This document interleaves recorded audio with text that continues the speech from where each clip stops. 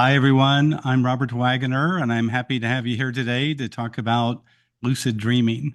I want to thank my good friend Jake Thompson at the World of Lucid Dreaming for helping promote these events.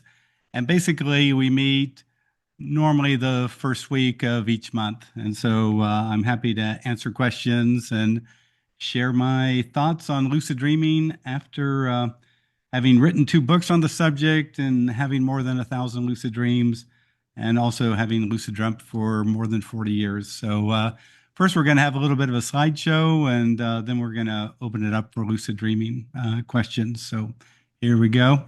So, what I wanted to talk about today was how lucid dreams begin and end, because I think this is really an important thing to consider, especially when you look at your own dream habits. Whenever you put on an event like this, you'll have some people who are very experienced lucid dreamers and they've already thought about this. But then there'll be a lot of people who are just having their first 10 or 20 or 30 lucid dreams. And so some of this will be something that they might have suspected or kind of know at a subconscious level, but they've never really thought about on a conscious level. So today we're talking about lucid dream beginnings and endings.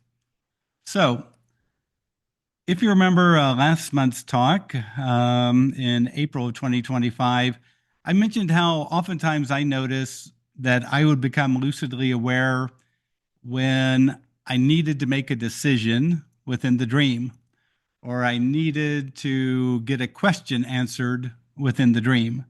And all of a sudden, as I did that kind of higher cognitive processing of, yeah, what am I going to do? Or what's going to happen here? Or wait, whatever. Then all of a sudden I'd realize, oh, wait, this is a dream. I'm dreaming this. So as we mentioned last month in April 2025, the need to answer a question or make a decision often requires mindful thinking. And that mindful thinking and observing can oftentimes lead to lucid awareness. So sometimes that's how my lucid dreams would begin, just like that. But today, because I've already focused on lucid dreaming beginnings, I wanted to continue by talking about lucid dream endings. How do lucid dreams end? And so what you'll normally find if you're an amateur, and I'd consider someone an amateur who's had less than 20 or 30 lucid dreams, normally I'd consider them an amateur. What I find when I interact with those folks is oftentimes the lucid dream just spontaneously comes to an end when they get too excited. And so that's one thing that I learned early on when I began lucid dreaming, not to get too excited. You can get fairly excited, but you can't get too excited. There's always some sort of magic tripping point where your emotional energy will bring about the end of a lucid dream. And so the way to combat that is relatively simple. In the lucid dream, just remind yourself to stay calm, because almost any vocalized comment you'll make in the lucid dream will instantly happen. Or if you're looking at something exciting, then look at something boring. But if you can take care of your emotions as a beginner, that'll help you have longer lucid dreams. Now, the second thing I noticed as a lucid dreamer was that um, besides emotions, I would lose focus in the lucid dream. So I'd become lucidly aware. I'd remind myself not to get too excited. And as I'd go exploring, I'd get so entranced by what I was seeing that I would lose my focus or awareness that this is a dream state, dream creations all around me. And I would lose lucidity and just return to regular dreaming. So I might have been lucid for a minute or two, but then I just returned to regular dreaming. So again, you don't want to lose focus. It helps to remind yourself every 15 or 30 seconds, this is a dream. I'm dreaming this. Or there's a dream tree. Here comes a dream car. That's a dream figure. There's a dream castle. Whatever it is that you need to do so that you maintain your focus that you're within a lucid dream, lucidly aware. Because if you can do those two things, you can have extraordinarily long lucid dreams. There's no reason even an amateur can have a lucid dream that'll go on for 10 or 15 minutes or whatever. But if you can't do these two things, then there's a good chance that the lucid dream will come to an end. Now, here's what I Oye, no, noticed. no lo he visto, no lo he visto, porque estoy Yeah, viendo could everyone mute themselves, please? Yeah, thank leyendo you. en español. Thank you. So, what I wanted to say was that every lucid dreamer who has some experience oftentimes begins to have a condition we call false awakenings. And I think there's an entire process of false awakenings, and there's a reason that it happens after you've had some experience as a lucid dreamer. So, a false awakening means something like this. You're lucidly aware, having a lucid dream. All of a sudden, you get too emotional or something happens and you expect to wake up. And suddenly you've woken up in your bed. But as you look over, you see that, oh, well, now there's a holiday tree in my bed and I have pink sheets. And you go, wait a second, I'm still dreaming. And then normally you wake up at that point. So that's what's called a false awakening. But you can see the process if you start to pay attention to how your mind is working right before the false awakening. First, you notice the lucid dream is coming to an end, or you're expecting it to come to an end. So that's where your mental energy is. Oh, this lucid dream is collapsing, it's coming to an end. And then what happens? Because of that mental energy, your mind then creates what you expect. Suddenly, okay, now I'm waking up in bed. Oh, but then wait a second. You look around and you have pink sheets and a holiday tree in the corner, and you go, wait a second, this isn't my room or this isn't right. And then normally at that point, you realize you're still dreaming and you tell yourself to wake up and you wake up. Now, something important to realize oftentimes when you see the holiday tree in the bedroom and the pink sheets or whatever, at that moment, if you're thoughtful, you'll go, well, wait a second. My mind created this. I'm still in the dream state. I'm still in a lucid dream. And you can jump out of that pink sheeted lucid dream bed and go flying out the window or do whatever it is that you were wanting to do. A lot of times people don't realize that. They get so flustered at that moment, they just insist on waking up and they wake up. But you don't have to do that. You can go, oh, my mind's created a new scene. I'm still aware. This is a dream because I don't have a holiday tree in my bedroom. I'm going to go flying or do whatever. So, again, this is what we call a false awakening. So why does this happen only to intermediate or people who have had a number of lucid dreams? It's here in this first section. By that time, you've had 20 or 30 lucid dreams. Oftentimes, you'll know what happens in your lucid dreams that tell you the lucid dream is coming to an end. So it might be, oh, I got too excited. Oh no, the lucid dream's getting a little bit shaky. I'm going to wake up now. Or it might be uh, whatever it is. Whatever it is, you realize that, oh, this lucid dream is coming to an end and you expect to wake up. So false awakenings normally come when that expectation aspect is triggered. When you have enough mental Esa energy to imagen, amor. expect it, then that's when it Qué happens. qué So, bueno. so A mí me encantaría verlo en vivo. what else could you do if you were coming to the end of a lucid dream? If you expected the lucid dream to end because you got too excited or you stared at something too long or whatever, you can do something right in that immediate second or two and prolong the lucid dream. And basically, it helps to regain your emotional balance or your mental balance. So one thing that Stephen LaBerge came up with is the idea of spinning around in the lucid dream.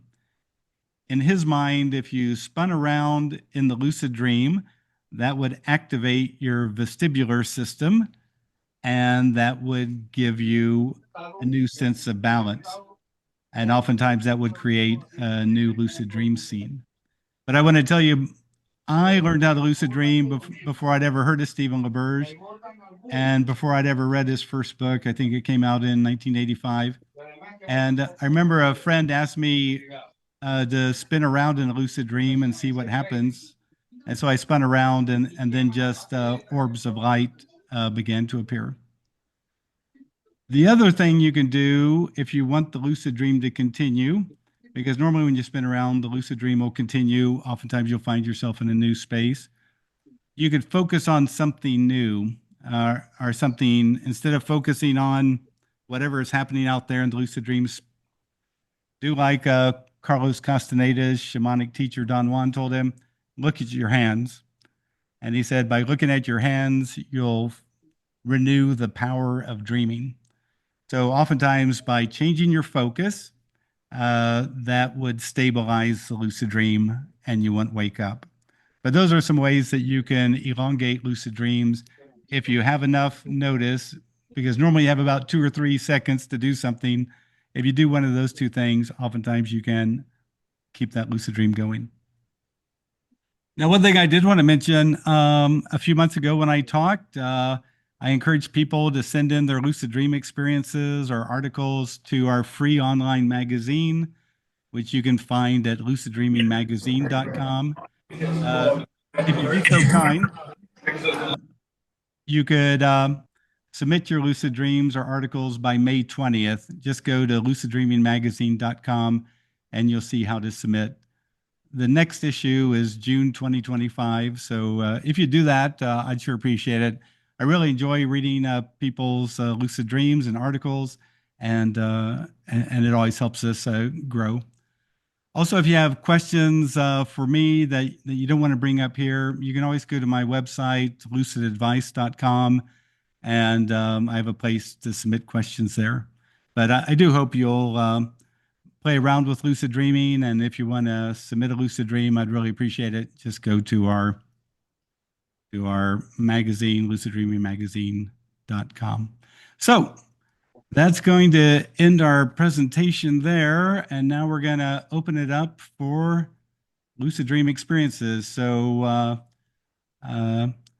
if you want to, please go ahead and raise your hand by going to the React and putting your hand up. So, okay, here we go.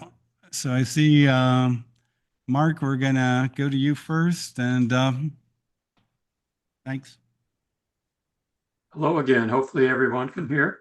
Yeah. I saw in a newsletter, I believe, Robert, where you had a precognitive experience that involved the photo shoot crew at a meeting where you were, and I believe the individual's name was Tom, who unfortunately passed away after your precognitive experience. So, with just one thing, I'm curious if you've had any further insights or thoughts about that experience, because that was extremely intriguing to me. And then I just have one other thing to share after you can respond. Okay. So there's kind of two elements to this, Mark. So here's what happened. I got an email from these folks who wanted me to be part of a documentary on helping individuals with alternative treatments to kind of work through their personal issues and have a better life. And so it was going to be held down in Arizona, and they were going to fly me down there. And there were other teachers who these people were working with on various weekends. So I said, sure, I'll come down and all that. But probably a week or two later, I was driving to the grocery store and I heard my inner awareness tell me that someone was going to pass away during the documentary. And I immediately thought, no, no, no, I do not want to be part of that reality. I want everyone to be happy and healthy and continue to live. And my inner awareness seemed very convinced that someone was going to pass away. So at that moment, I thought, well, I could write the organizers of the event and say, hey, I think someone's going to pass away during the event. But then I thought, oh, they'll think that's crazy and they'll probably think I'm a lunatic, and I'll probably be immediately disinvited. And you never know. We exist in a probable world, and maybe probabilities will shift, and that won't happen. So I go down to the event. There's the 8 people we're working with. I'd already dreamt about them in advance, and so I knew some of the issues that and how things were going to go. And then there was the film crew and the 2 or 3 people who were funding the documentary. So everything went well. One night we were at a sweat lodge. One of the people, after we got out of the sweat lodge, collapsed and fell to the ground just like a log. And I thought, oh, they revived that guy. Maybe that was the guy who was supposed to die, but now they've revived him, and we have dodged that bullet, so to speak. But that night, I found myself in a dream. And here's this guy. His name was actually Jim. It wasn't Tom. This guy, Jim, he's talking to me and he says something like, I want you to know that I've decided to die. And I just wanted to let you know that. And I looked at him and talked. I was kind of semi-lucid, and I said, do you feel okay about this? And he goes, oh yes, this is the right time for me to go. I realized that I've resolved what I needed to do, and so just didn't have any regrets. And so I wished him well, and off Jim went. So in the morning, I woke up. I jotted a couple notes in my dream journal. I was kind of staying in a strange place, so it was kind of hard. It wasn't my typical place. Anyway, I go to my session. That morning, we have the most incredible session, but I notice none of the film crew is there, and the head of the documentary isn't there. And I think, what is going on? And that morning, we had the most amazing session. It was truly incredible. Anyway, suddenly at noon, here comes the documentarians and the film crew, and they said, we've been gone all this morning because Jim, the member of the film crew, passed away in his sleep last night. They found him deceased in his bed. And I said, oh my God, I dreamt about this guy named Jim who showed up in my dream last night and told me that he was passing on. And it was, I think as we kind of debriefed, I think they appreciated hearing some of my thoughts. The guy wasn't angry at anybody. He realized that this was his best time to go. I think he had a feeling that he didn't want to pass away or get sick and burden his wife. This guy was so healthy. There's mountain, rock climbing trails up mountains outside of Tucson that are named after this guy. I mean, this guy wasn't, some person who was in bad health. He was in extraordinary good health, but he passed away. So when I think about that, so one thing I think about lucid dreaming, in my lucid dreams in 1985, I realized that there was an awareness behind the dream that you could reach out to and, hey, dream, show me something for me to see, and the lucid dream would change.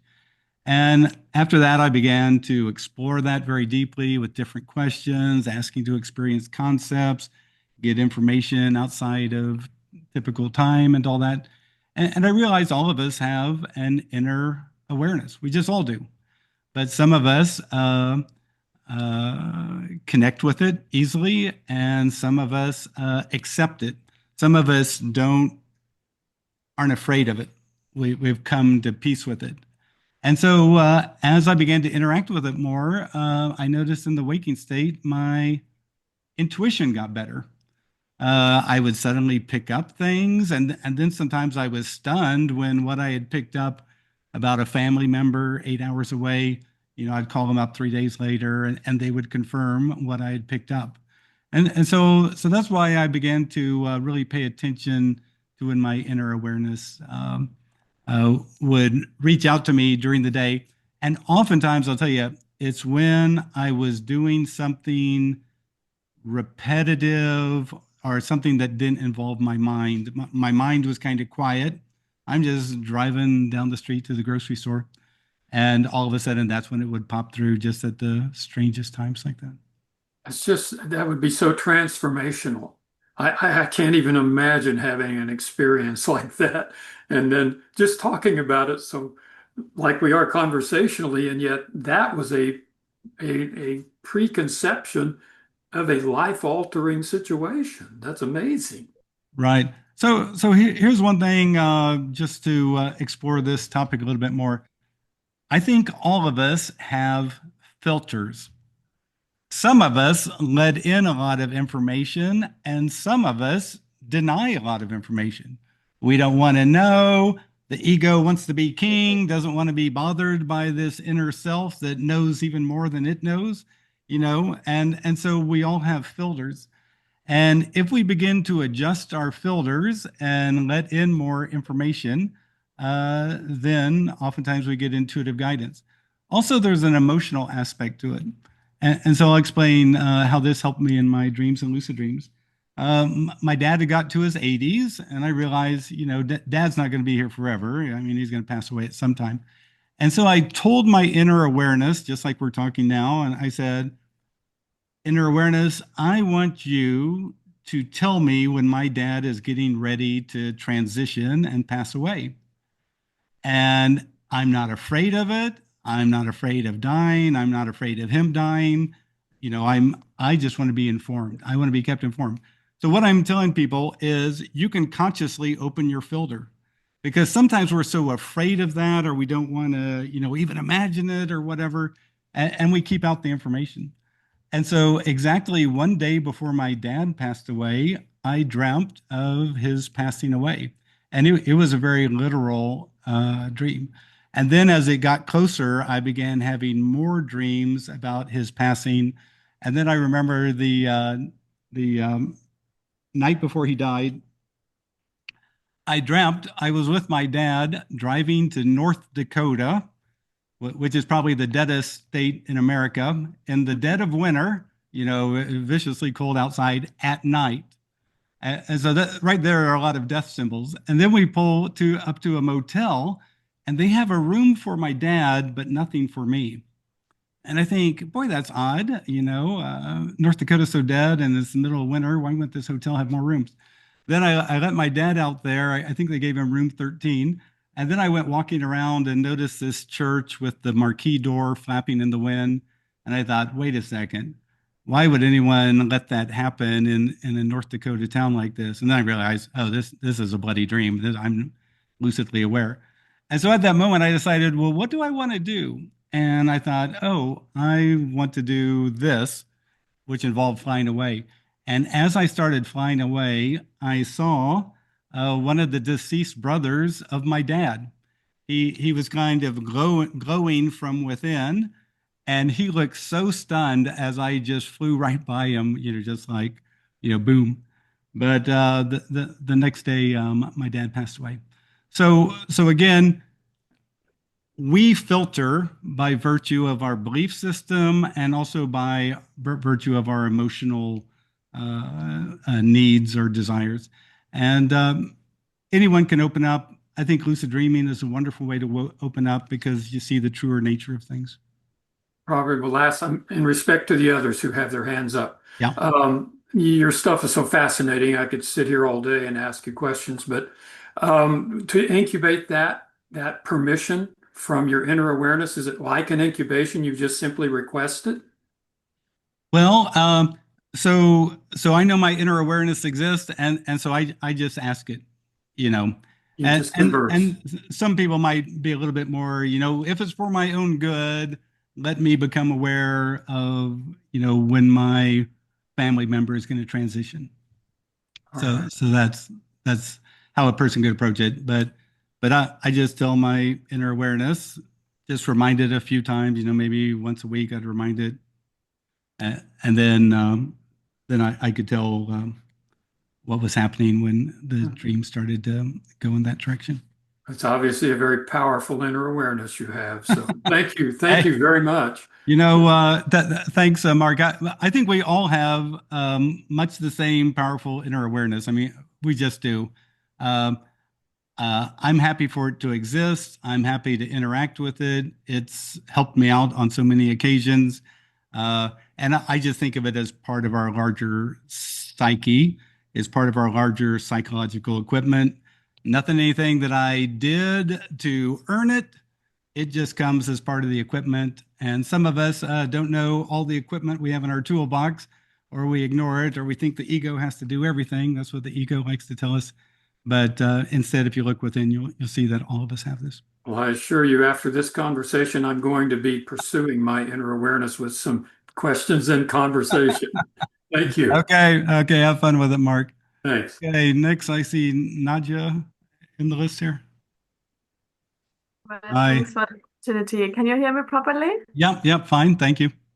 And so just yesterday we got an email from Jake where he was citing you about the expectation effect. And yeah, so I just have a question about it because from my experience, I actually experienced the opposite. So I think I once told you about some healing dreams I tried and like what I realized what happened when I asked for healing. Um, I I experienced some vibrating energy coming from my hands doing so I wanted to do that again. And then that didn't work. Although I expected it, you know. And also, when I really tried to heal some friends of mine, at the first lucid dream I had with it was that I could see like areas that were lightning red, so kind of an indicator that those might be areas that might be worth healing. So I thought, okay, if I try that again with another person, then that should look similar, right? But it doesn't. So I'm wondering what you think about it, because I have this expectation that it should look like it and that it should feel like it, but it just doesn't do it. Right. Um, here in America, they have a saying that you can't step into the same river twice. And so you expect, oh, a month ago it was like this, so of course today it'll be like this. You are different, Nadia, in that moment. A month later, you're just different. And so sometimes it might be the same, but sometimes not. So also, I do want to say that the expectation effect exists, and you see it in lucid dreams. If I expect to fly through this wall, I fly through easily. If I expected to have trouble, I hit it and bounce off of it, even though it's made out of dream stuff. And 2 minutes earlier, I flew through it easily. So again, sometimes subtle mind things occur, but then also because lucid dreaming connects with this larger awareness, this inner awareness, and it's knowing and thinking, sometimes the totally unexpected happens. And so it's a little bit interesting when the totally unexpected happens, and also, so don't be surprised because sometimes we're kind of going to deeper levels of the self, and so sometimes unexpected things will happen that you'd never imagine. So, but yeah, thank you for trying that. Now, one thing I do want to say when it comes to healing others or friends or whatever, uh, I encourage people to always get their permission. Would you mind if in a dream I came and all? So I'm just saying that for everybody who might not be listening to this, except for the first time. So, yeah. Yeah. I mean, with these unexpected things happen all the time in my lucid dreams. I'm planning something, I want to do something, I want to ask something, and then some totally opposite things happen, and that oftentimes throws me off the track, and then then I lose lucidity or something because I really don't know what to do. Then I don't think that I have the mental capacity to decide differently or to, okay, if that doesn't work, then I could do this doesn't work. It's just like my brain only functions, I do that, and then if it doesn't work, I just fall back in my dream or something. So Right. Yeah, if on one level it'd be lovely if lucid dreaming was like a chemistry set or something. If you pour in this chemical and that chemical, then you get this new reaction or whatever. It's a lucid dreaming is a mentally dynamic area, and it's not only what you would call your mind, your conscious mind, but there's also the larger awareness involved on the periphery. And so that's why sometimes some surprising things happen. So, 80% of the time, expectations, boom, they work. 20% of the time, expectations, why did that happen? Where did that come from? And sometimes it's just hard to figure out. So I share your curiosity about that, but that's I think what people discover. Thank you. Okay, thanks. Going over to David next here. Oh, hi there, Robert. Nice to speak with you again. Can you hear me okay? Yeah, I can hear you fine. Okay, that's great, because I'm in the English pub at the moment, and so there's a bit of background noise. So cheers to you as well. So I have a question in regards to the subconscious self and our conscious self, in the sense where I had a dream last night, basically, where I'm being trying to lucid dream for quite a while. I've been using the hands method. I've been using the critical awareness method and all kinds of stuff. And also I've been praying as well. I've been praying to my the Great Spirit. I've been praying to my higher self. And I've been praying to my inner self as well. So I'm trying to double up everything at the moment, because I'm really keen in order to move forward with this. So last night, and as a result of this, I was both embarrassed and frustrated, because I had a dream whereby I was in essentially like a zoo aquarium. Basically, it's a location where you'd have reptiles and things like that. And so basically, I had a dream where I was surrounded by snakes, basically. And I'm not that fearful of snakes, but I'm a little bit fearful of snakes. And there are three people there. There's three friends of mine who were, I don't think they were astral people. I think they were just representations. Two of the friends were being bitten by snakes, essentially, and saying, look, we're being bitten by snakes, but we're not affected. And I was running around being panicked by snakes, because they were chasing me, literally chasing me, literally. So it's kind of nightmare. Then there's another friend who's saying, David, stop overreacting, basically. So I'm sure you've heard this kind of scenario before. It's like it's a fearful based dream. And it's like I'm frustrated because it's like I've been wanting to be an experience, being made aware that this is sent to try me and to become awake. This is my subconscious. But is there a way where we can develop our subconscious to, outside the astral realm or outside the lucid dream, where we cannot be so fearful about these things? Right. Thank you. So good. I'm going to mute you, Dave, and let your pub people keep talking. So, it's interesting. Some people in lucid dreams have been able to overcome phobias, of course. Once a woman asked me if I could help her with her fear of flying, because she wanted to come to a dream conference in waking reality and had a fear of flying. And so what I encouraged her to do, every time she become lucid, just go to the lucid dream airport. If she felt okay, go into the airport and get on a plane. If she still felt okay, let the lucid dream airplane take off. And she told me, that month she did that in 5 different lucid dreams, and now she didn't have a fear of flying anymore. And she bought a ticket. She even bought a window seat because she wanted to see if the plane taking off was what like she'd experienced in the lucid dream. So you can desensitize yourself of a phobia by engaging it in a lucid dream.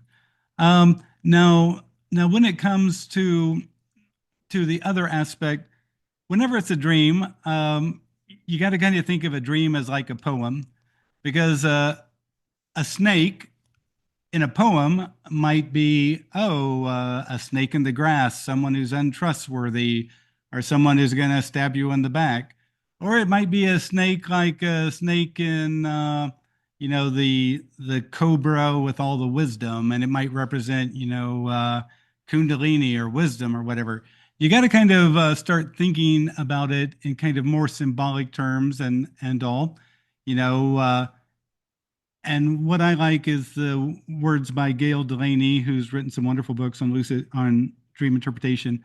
Uh, when you wake up from the dream, you recall what happened, and then you ask yourself, in my waking life, where am I feeling that same feeling? In my waking life, where am I having that same kind of experience? You know, and it might be not that it's happening physically in the waking life, but oh, yeah, every time I've been watching these videos on Kundalini, and every time I think about it, I get afraid, and all. And so now I'm having dreams of, big cobras, and I'm running fearfully away. So again, you can play with it in those kind of realms. You could become lucidly aware and say, when I go around that next corner, I'll meet a snake and be able to talk to it and ask it what it represents or why is it appearing in my dreams and see what happens. But that's how I think I would approach this kind of situation. Thank you, Robert. I just dropped a quick chat, and it's like literally when I woke up, I checked the time, and there was literally 02:02, and they look like snakes. So Oh there's yeah, so yeah, much symbology there. So yeah. Good snake eyes. Well, good. Thanks, David. Good chatting with you. Um, I noticed in the chat, Trey asked about an event I'm going to be speaking at here on Friday that's on Zoom. So if you go to IONS, IONS, which is the International Organization of Noetic Events, they're based in the San Francisco Bay Area, but Trey's put in the link. I'm giving a free seminar on lucid dreaming and telepathy and psi, and then that's about a week in advance of a 30-day online workshop I'm doing with IONS that'll begin on May 12th and have weekly videos and also there's a lot of information and I co-teach it with Ed Kellogg and myself. So thanks very much for bringing that up.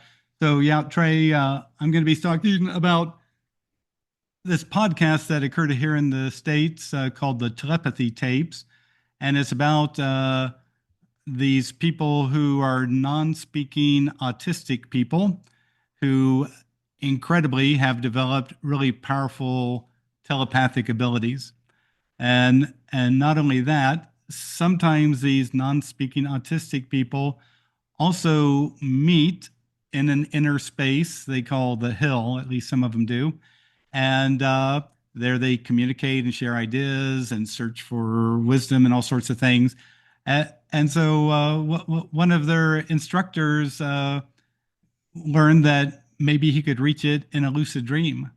And darned if the instructor didn't become lucid and basically found his way to the hill and interacted in a conversational manner with these non-speaking autistic kids. And in the morning, they could tell him, what they had communicated. There's another example of a mom who interacts with her non-speaking autistic kid in lucid dreams because he began as a teenager to come to her and help her become lucid so that they could actually converse. Because in the waking state, he's unable to converse. But in the lucid dream state, he's completely able to converse. So I'll be talking a little bit about that and sharing some of my experiences and other experiences and get into this whole other area of psi. Again, I don't think people have psi abilities.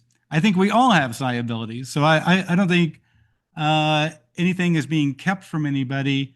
What I do think, like in the case of these autistic folks who are non-speakers, just their frustration at not being able to communicate made them find the way, and they looked in that inner toolbox and realized that they could enhance their powers of telepathic communication and then begin to interact with other autistic non-speaking kids and basically do like many of us do in lucid dreams, interact with our larger awareness. So that's what's going to happen on there. Also, Trey had another question. I'll just get to that. He asked, when it comes to blockages to lucidity, you spoke about something like the approach might be too ego bound. Can you explain this and the best way to approach this to have more lucid dreams? So right, sometimes people approach lucid dreaming with kind of the insistence that I'm going to do this, I'm going to, rule this world, and I'm going to, take over and have lucid dreams every night, and blah blah blah. And to me, that's kind of a ego thing to control it. When you see control, a lot of times that's where you see ego. And when you see a lot of fear, that's when you also see ego, because things are out of control. So what I loved about a year ago, I taught a class of kids who were ages 8 to 14, and I've never had so much fun in a lucid dreaming class, because these kids, I tell them do X, and they didn't ask, well, should I do it? Is it good? Is it bad? Is it psychologically healthy? Is it this, that, or the other? They just said, hey, this guy says that we can do this. And the next week I'd be talking to him, and half the class had done it in a lucid dream. So what I'm suggesting to folks, a small child doesn't have a well-developed ego. It doesn't resist anything. It doesn't fight anything. It doesn't think it knows better. It doesn't want to control, but it does want to play around and have fun and explore. And so that's what I'm kind of talking about here as an approach to lucid dreaming. Have fun with it. Have fun with it. Don't play with it. See what happens. And don't only fall in love with your lucid dreams, fall in love with your regular dreams too.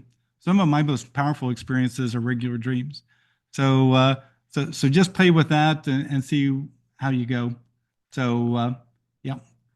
Then love sunny days. Are you still learning new things from lucid dreaming? Yeah, I'm still learning new things. I feel like I've kind of gone the distance. I really got into it, so I've pretty much gone the distance. But I do learn new things about sometimes coming events and all that kind of stuff. So thank you. Okay, Raphael, you're up next. So we'll have you unmute. Yeah. Yes, thank you so much, Robert, and hello, everyone. I just want to say so much synchronicity, because actually, I was having precognitive dreams about snakes, and that was related to Kundalini awakening, as they call it. So, so synchronistic, actually. So yeah, just wanted to share that, And actually, I have a question about, maybe I'll just say that dream very quickly. And, so I was in previous apartment when I, from my childhood, and suddenly I recognized that I'm there. I was facing the mirror, and, mirrors are funny in itself. So, but I recognize that this is a dream. So, I try to smile over there, but I also figured out that I'm not smiling. So, I cannot see that as a reflection in the mirror. But I also understood, that my physical body reacts to that smile. So I was, feeling from that moment on, my physical body much more than seeing, effects in the dream. So, just suddenly after that, I could see, that I'm trying to, move myself in specific direction and see if the mirror will react in the same way, But I also understood, how heavy the movement is. So I start to feel the physical body. And then, just after that, I got the pull, like, typical before out of body experience, something that, I felt that, that level of consciousness or energy want to, just shoot out. And, that didn't happen too. So, of course, or maybe not, of course, but right after, I had a lot of, if I can say that, sexual arousal, after that experience show up. And of course, I woke up. So, I just want to ask you, what will be, your, I don't know, advice on when we start to be on this, fringe of feeling physical body, but still being in the lucid dream and still have, semi-awareness, and how to work with it to not, suddenly, as myself, feel much more, sensations through physical body, but still be occupied in any sense and could continue with the lucid dream. Right. That's a good question. So a lot of lucid dreamers have experienced that sometimes they're in the lucid dream and they're looking at the lucid dream scene, exploring, do whatever, flying around, but then suddenly they feel their physical body. And I think in my first book, Lucid Dreaming Gateway to the Inner Self, I share a story of one time I was in a lucid dream, but then my physical body was having a hard time breathing. And so I'm in the lucid dream, and it's like, do I stay in the lucid dream or do I figure out why I'm having a hard time breathing? And I tried to probe, why am I having a hard time breathing? And I began to wonder, do I have the bed sheet in my mouth? And I told myself I got to wake up. And so I woke up and I did have the bed sheet in my mouth. I've never had that experience before, but somehow I'd kind of halfway swallowed the bed sheet and was having a hard time breathing. So so here's what I'd say. Normally, what happens is a matter of focus. If you get more focused on what's happening to my body, what's happening in the outer physical world, that's where you're going to go. And but if you decide, no, I'm going to focus on this inner realm that I'm in this lucid dream, that's where you'll go. So what I would say, if there's some issue or fear or concern, like I can't breathe, or my arm's falling asleep, or I'm getting ready to roll off the bed, or there's an intruder in the house, or God knows what it is, then I'd focus on waking up and just wake up and see what's going on. Okay, and if I can just ask you, so for example, like using physical, non-physical, I mean non-physical senses over there, like rubbing the hands or just occupying any of the senses in the lucid dream, that would help, or will you have any other advice how to really stay present to the content of the dream in a way that will pull me in, Right. When it comes to staying in the dream, for myself, I'd say it's largely a matter of focus. Mm, What am I focusing on? If I focus more intently on the lucid dream activity or what my goal is in this particular lucid dream, then that's where the flow of energy is going, and that's where I'm going to stay. And mm, so that's what I would say. You you could ask yourself, what did I really want to do in this lucid dream? Oh yeah, I wanted to whatever, and go with mm. that. It's really a matter of focus and where you're putting your energy. Yeah. Oh, thank you. And can I have one more follow-up, very Yeah. quick follow-up? Please keep All keep right, going. thank you so much. So, about awareness behind the dream, again, I asked you this question, last month, but I just want to say, have you ever experienced also that situation when awareness behind the dream is, full of sense of humor while passing the messages, or being a little bit tricky in positive sense, of course, but, putting yourself, or in that case, myself, I noticed that in certain situations when I need to act in specific ways which are not ordinary for myself. So experience is kind of, pushing the boundaries, or challenging in a way, and then the voice will, speak some, meaning and stuff like that. Yeah. So sometimes the inner awareness um, has more or less set up jokes, are made of verbal pun. And when I wake up, I think, why did that occur and that occur? And then I realize, oh, it was a joke. It was a verbal pun. And so, yeah, sometimes you get that kind of sense of humor comes through.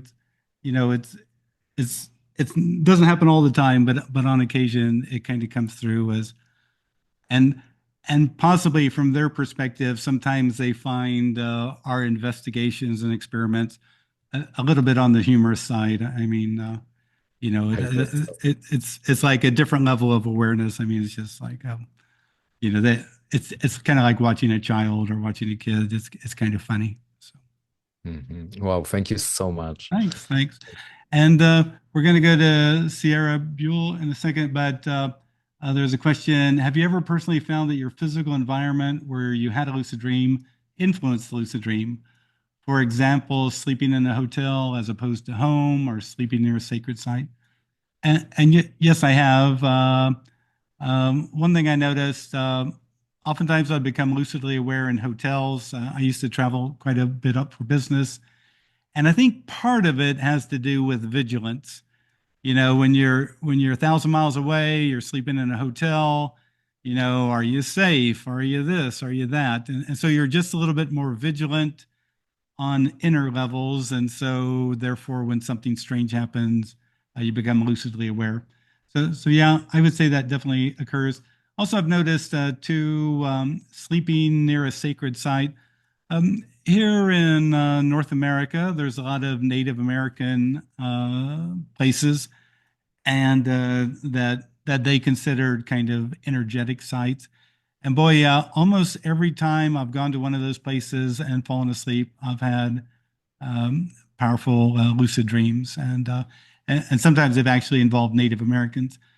Now I'm a little bit Native American, like I don't know, 3% or 6% or something like that, but it surprised me. Also, another thing, one time my wife and I floated down the Grand Canyon River, our Colorado River, down the Grand Canyon, and on that particular trip, I was having lucid dreams almost every night. And so you got to go with a an approved uh, um, river float trip group. But besides being just a lot of fun, I just love being in nature, and you sleep outside under the stars. But I was having incredible lucid dreams. In fact, I think I met some of the what the natives would probably call the spiritual personages or the spiritual energies that are in that canyon.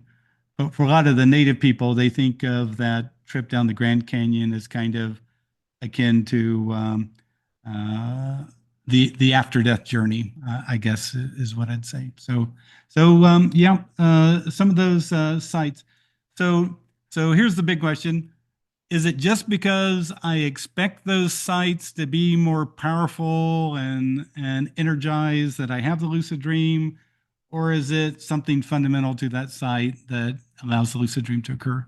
So that's kind of the big question. I mean, if you blindfolded me and took me someplace, and one time you put me out in the middle of a Walmart parking lot, and another time you put me, in a sacred spot of Native American whatever, then you might see what the difference was. But anyway, again, you can't escape the mind is I guess what I'm trying to get to. You can't escape your belief system.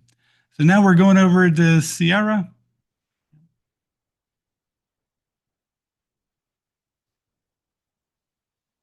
Hi, Sierra. Sierra Buell, are you there? Can you hear me? Yep, I can hear you now. Yep. Okay, hi. I just wanted to say that you are like my favorite lucid dreaming person, and your book changed my life like in a big way, and I always joke like that everything is sacred and alive, even when I complain. Um, but my question, I do have a serious question. I actually just recently gave up dream work like 5 days ago, and then I restarted. I've been doing it for 10 months, haven't missed a day of journaling. I delve.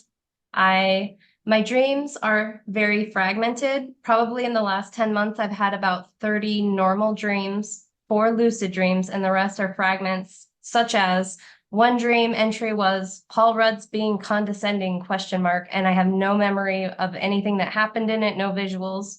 I asked the dreamer, is there a block going on? We can work through it. I've asked the dreamer to wake me up in the middle of the night during REM cycles so I can maybe remember better.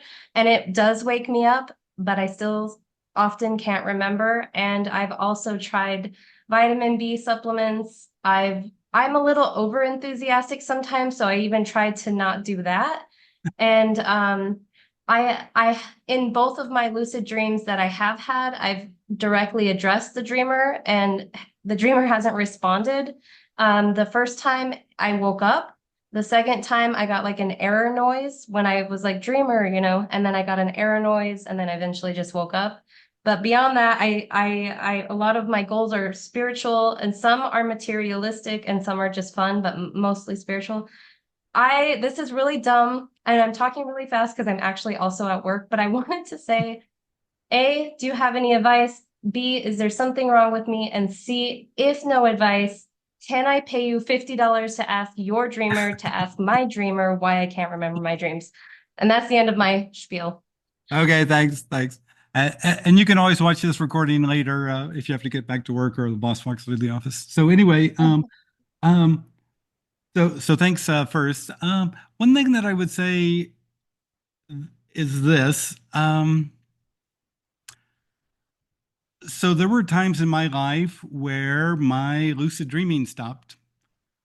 And here's what would happen. I would go back to the last lucid dream or two and see what happened.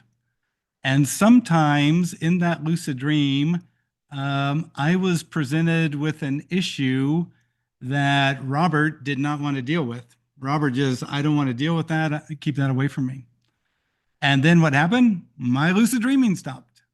And so you can see sometimes that even just having a regular dream, oh, that regular dream frightened me. I think it's suggesting to me that ego Robert has to change, but ego Robert doesn't want to change. Ego Robert wants the world to change.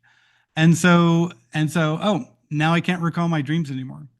So you can begin to see that sometimes on unconscious or subconscious levels, we shut down dreaming, or we fragmentize it, or we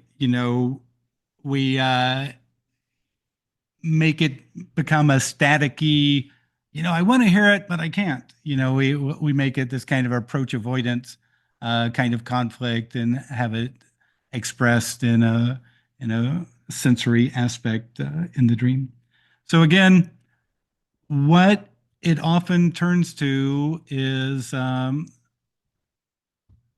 if you go back to the dreams that came through, or when this all started to happen, 10 months ago, what was I dreaming about that week before this all began to happen, the fragmentation? Or what was I thinking? Was my ego self thinking, this is a waste of time. I got to spend 30 minutes in the morning writing down all these freaking dreams. I hate this and all that kind of stuff. Sometimes it's very conscious if we listen to what we're telling ourselves. Because if that's what you're telling yourself, then basically you're telling yourself, stop remembering dreams. Or just remember 10 seconds, because that's all the time that you have to think about it in the morning. So sometimes it's the issue that the dreaming self is presenting us. Sometimes it's our own reaction to, takes too much time, whatever, all that kind of stuff. The other thing I did want to say, when I'm aware within the dream state and want to reach out, I call it my larger awareness. I don't know if I'd call it the dreamer. I'm the dreamer. My larger awareness is in a much more profound state and a much more aware state than I am.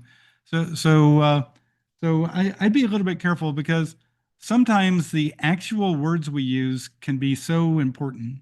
Like in my book, I share the story of the artist who wanted to look for art that he could create, and he would spend the entire lucid dream looking for art that he could create. And after 3 or 4 times of being totally unsuccessful, he decided to change his language. Now let me look at art I can create. And suddenly art began to appear on the walls all around him. And just one preposition was all it took. I'm looking for art. I'm looking at art. When I'm looking at art, oh, boom, it just appears. When I'm looking for it, that's what I do. I spend the whole bloody time looking for it. So sometimes you have to be really careful about the words you use when you're aware within the thing. Also, one thing I'd encourage people to, sometimes people read my first book and they want to go to the PhD level just immediately.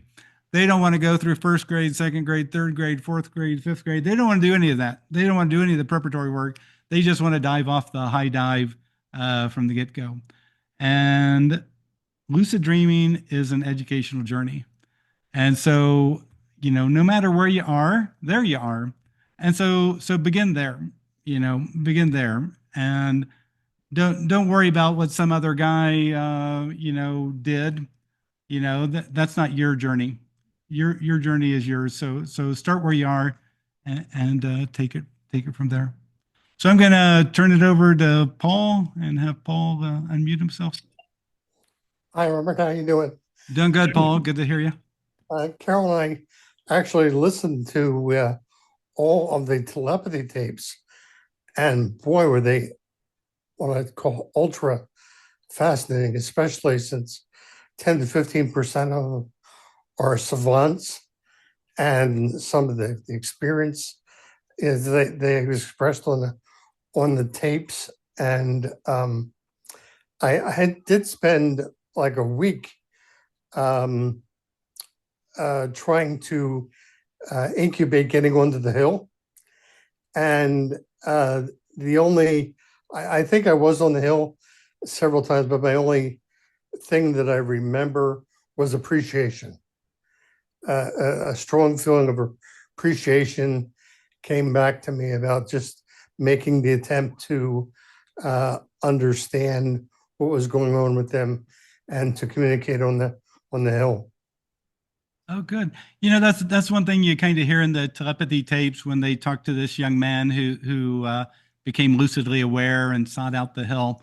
If I recall correctly, um, um, so he was kind of just in a foggy zone and was trying to reach the hill, and so he reached out to one of the students, kind of intuitively, like how do I find it? How do I find it, or something, and then he heard back something like use your heart, or something like that. Yeah. So this emotional component to getting to that space is really important. It reminds me, one time Carl Jung was in Taos, New Mexico. And if you've ever been to Taos, New Mexico, there's the Taos Pueblo of the Taos Indians. This is like 30 miles outside of Santa Fe, New Mexico. Anyway, so um, um, so Carl Jung was talking to the kind of the chief or the native shaman in the tribe, and asked him what he thought about the current world. So this is probably 1960 or something. What did he think about it? And the native shaman said, "Oh, it's really horrible. Things are really in a bad space, especially because of people." And Carl Jung said, "What do you mean?" And he said basically, Carl Jung, your people think with their head. And so Carl Jung looked at him and said, "Well, tell me, how do you think?" And and the native shaman was really upset and said, "I think with my heart." And so I think a lot of what's happened, here in the past, 100 years, whatever, is some of this kind of being able to connect to our heart and having a feeling connection or connect to our intuition and the deeper layers.